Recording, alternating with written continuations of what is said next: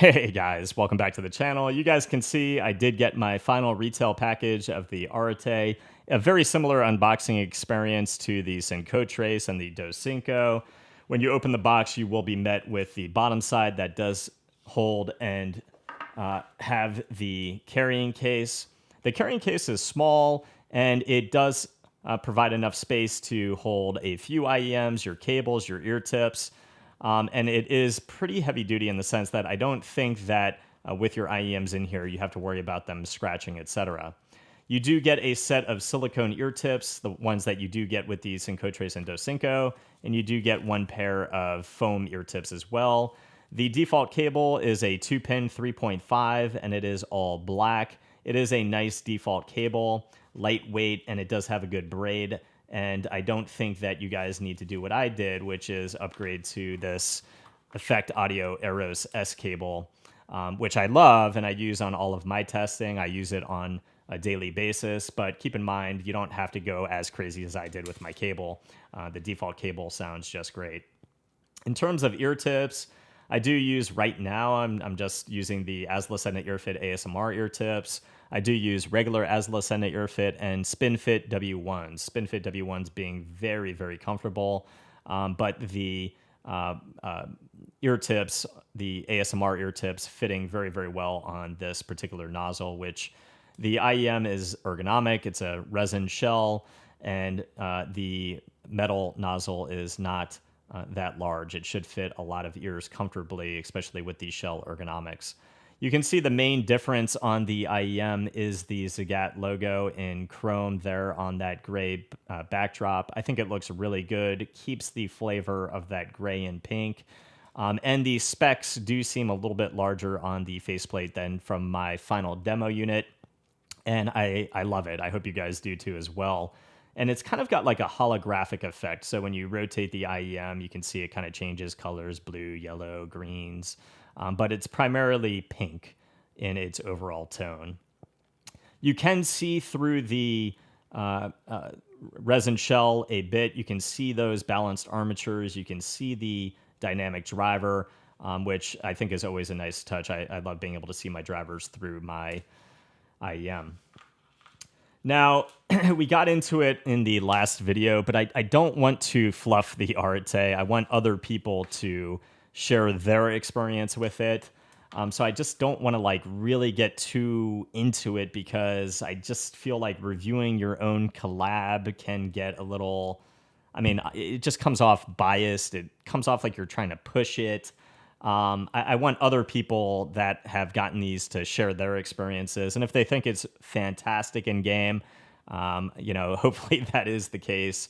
But I want other people to really share their experiences instead of really me diving into it. But one thing that I think I can say from the last video is giving you guys a sound profile of what to expect when you're in Valorant.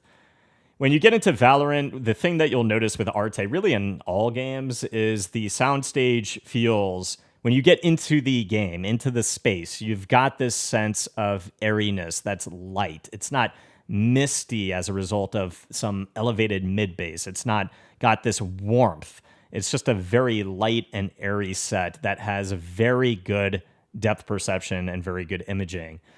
So it's not a bright set. Don't confuse light with bright. I don't find it to be bright.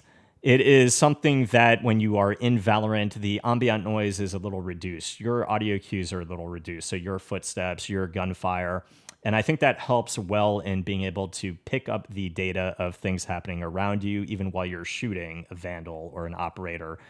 People taking an angle on you. It's very important to get that data read so your emphasis, your urgency, your focus is dedicated now to that area. Helps you, good imaging, good depth perception will help you in game micromanage your positioning, micromanage your health, particularly in battle royales as well, which I'll get into in a little bit.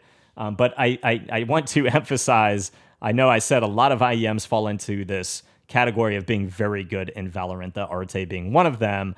And it's because Valorant doesn't really suffer from a lot of separation and layering issues because you don't have third parties, fourth parties, fifth parties. You don't have 60 people on a map. You've got 10 people on a map.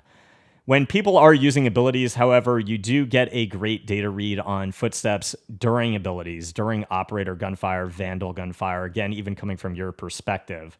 You have a great data read with very good depth perception on the lighter taps on some materials and the thockier footsteps on other materials. It comes through the mix, and it also comes through the mix with very good depth perception.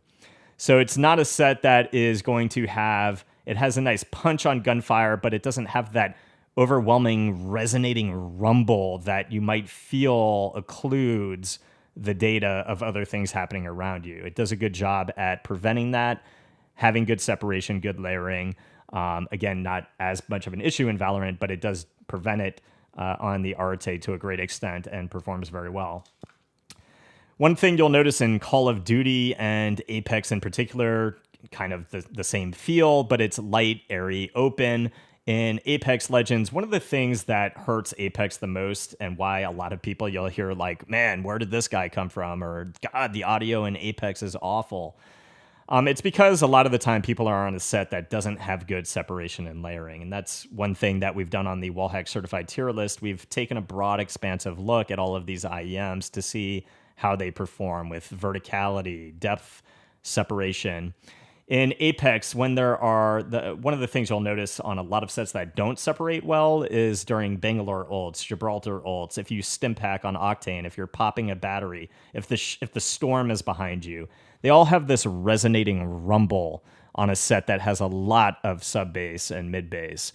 And a lot of the time, depending on the driver configuration, depending on the driver performance, that can cause some separation issues. Now, what I mean is when you are popping a battery, not being able to pick up on slides or people climbing around you, when ultimates are going off, not being able to feel and sense and hear where people are pushing you from. And in third-party, fourth-party, small circle situations, that's a lot of data that you need. You're micromanaging your health. You're worried about your positioning, worried about your team's positioning, so on and so forth.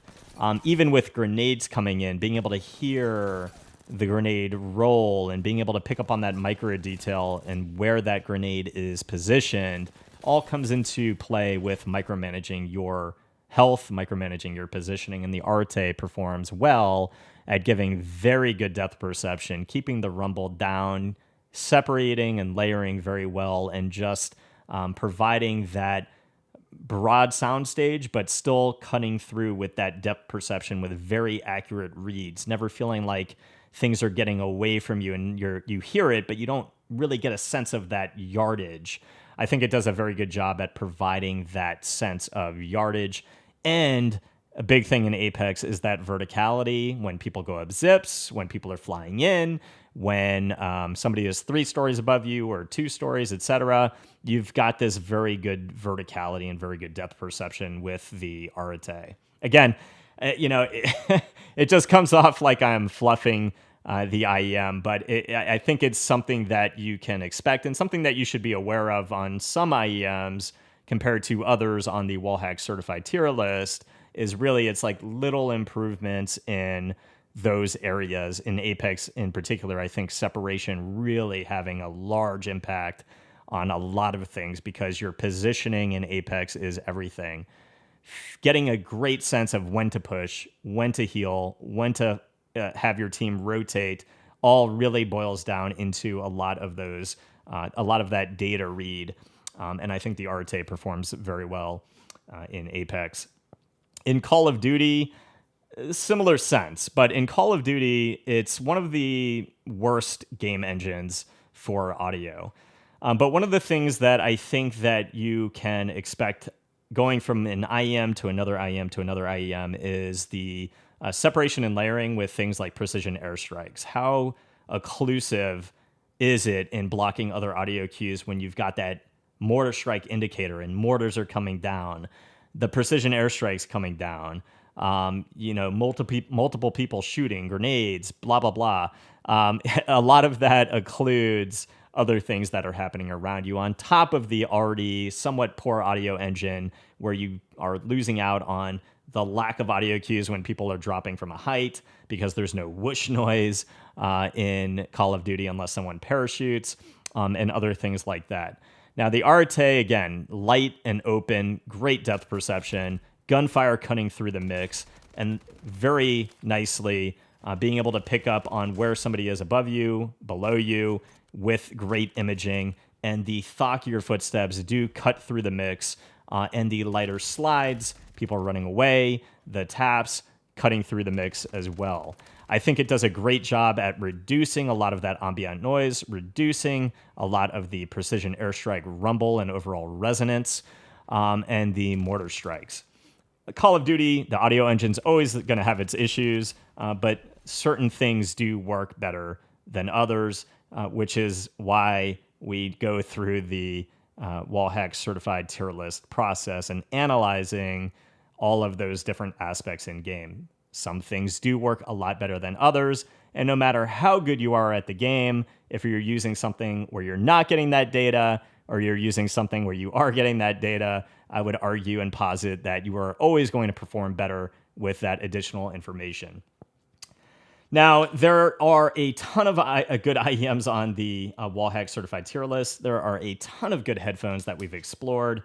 There are a lot of good IEMs that fall into the same range, and it is a competitive market. You've got the Splendor 2, you've got the Yanyan Canon 2, and it really, I think, is going to boil down to that sound profile you're looking for. I think the Arete is great for music. I'll wait for other people to analyze, break it down, and cut it down. And I think it's great for gaming, and I think we've done a great job. And I hope that we can improve if I get the chance to collab again. Hopefully, we can improve and improve and improve. Because there's always that with Arete, the philosophy itself, always striving for greatness. There's always room for improvement. So I want other people that are getting them to provide you guys the information in an unbiased format that you guys can analyze and really consider if this is the IEM for you, either for music or for gaming. I think it's a great IEM for both purposes, and I hope you guys agree as well. Again, if anybody picks it up, please let me know in the comments, and I will see you guys in the next review. Peace.